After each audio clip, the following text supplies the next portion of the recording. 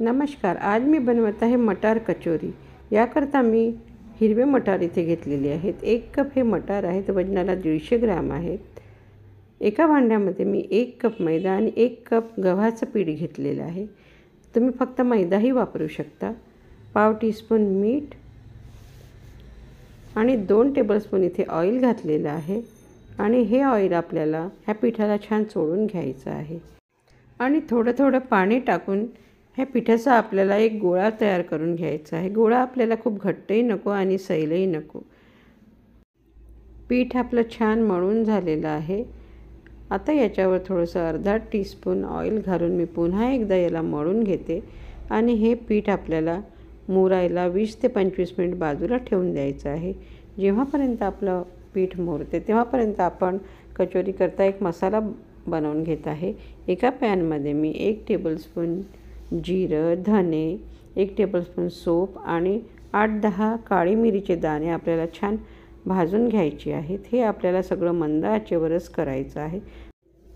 1-2 minute भाजल्यावर आपल्याला हा मसाला थंड करून आपल्याला याची एक पावडर मिक्सरमधून करून घ्यायची आहे. पावडर आपली तयार आहे. आता ह्याच मिक्सरच्या पॉटमध्ये आपल्याला एक हिरवा मसाला तयार करायचा आहे. 1 मूठभर सांबार, 2-3 हिरव्या मिरच्या आणि 1 इंच आल्याचा तुकडा घालून पाणी न घालता आपल्याला याचं एक वाटण तयार करून घ्यायचं आहे. हे आपण बाजूला ठेवतो आहे. एका पॅनमध्ये 2 टेबलस्पून ऑइल घालून हिरवे मटार आपल्याला 1-2 मिनिट छान परतून घ्यायचं आहे आणि गॅस मग मंद करून झाकण ठेवून याला 3 ते 4 मिनिट छान शिजू द्यायचं आहे. मध्ये 1-2दा याला हलवून घ्यायचं आहे. मटार हे लवकर शिजतात. मटार छान शिजलेले आहेत. गॅस बंद करून मी याला मॅशरने मॅश करून घेते. याला तुम्ही मिक्सरमधूनही बारीक करू शकता किंवा चॉपरमध्येही तुम्ही करू शकता. याची आपल्याला पेस्ट नको पाहिजे आहे. हे असे ओबडधोबडच छान वाटतात. हिरवे मटार मॅश झालेले आहे. आता यामध्ये जिरे धण्याचा कोरडा मसाला आणि हिरवं वाटण घालते आहे. 1 टीस्पून आमचूर पावडर, पाव टीस्पून हिंग, चवीपुरतं मीठ आणि 1 टीस्पून साखर इथे घालत आहे आणि ह्या सगळ्यांना आपल्याला छान मिक्स करून घ्यायची आहे. गरज पडली तर मॅशरनी पुन्हा एकदा याला मॅश करून घ्यायचं आहे आणि हा मसाला आपल्याला छान एकजीव होईपर्यंत छान मिक्स करून घ्यायचा आहे. मसाला एका बाउलमध्ये काढून थंड करून घ्यायचा आहे. मसाला आपला तयार आहे. पीठही आपलं छान मुरलेलं आहे. त्याला पुन्हा एकदा मी मळून घेत आहे. पीठ आपलं तयार आहे.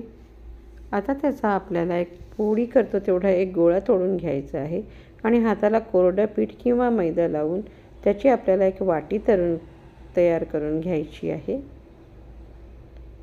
हाताला जर चिकटत असेल तर थोडंसं कोरडं पीठ आपल्याला हाताला लावायचं आहे आणि आता त्यामध्ये थंड झालेलं जे सारण आहे ते आपल्याला भरून घ्यायचं आहे. सारण भरून त्याला छान आतमध्ये दाबून घ्यायचं आहे आणि कडा जवळजवळ आणून आणि 2 बोटाच्या चिमटीत पकडून त्या कडा अगदी जवळजवळ आणून आपल्याला प्रेस करायचे आहेत. जर टोकाला जर पीठ उरत असेल तर ते आपल्याला चिमटीत पकडून तोडून घ्यायचं आहे आणि त्याचा गोळा बनवून तेवढा हातावर आपल्याला थोडंसं प्रेस करून घ्यायचं आहे. हाताने हळूवारपणे आपल्याला ते प्रेस करून घ्यायचं आहे. ह्याच पद्धतीने आपल्याला बाकीच्याही कचोऱ्या तयार करायच्या आहे आणि त्यावर एक कापड आपल्याला झाकून ठेवायचं आहे. तेल मी गरम करायला ठेवलेलं आहे. कचोऱ्या आपल्या बनवून तयार आहेत.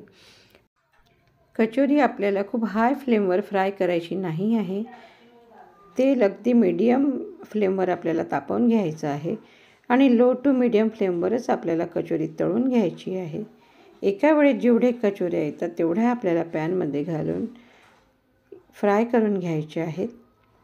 हळूहळू कचोरी वर यायला लागते आणि फुगायला पण लागते. आपली कचोरी अगदी छान झालेली आहे.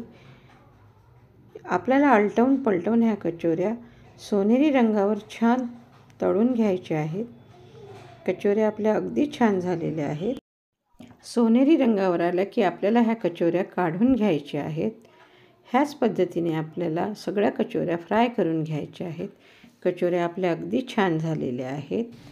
हिरवी मिरची फ्राय करून हिला गरमागरम सर्व करा. ह्या गरम गरम खायला फार छान लागतात. एकदा नक्की ट्राय करा. आवडल्यास लाईक, शेअर, सबस्क्राईब करा. धन्यवाद.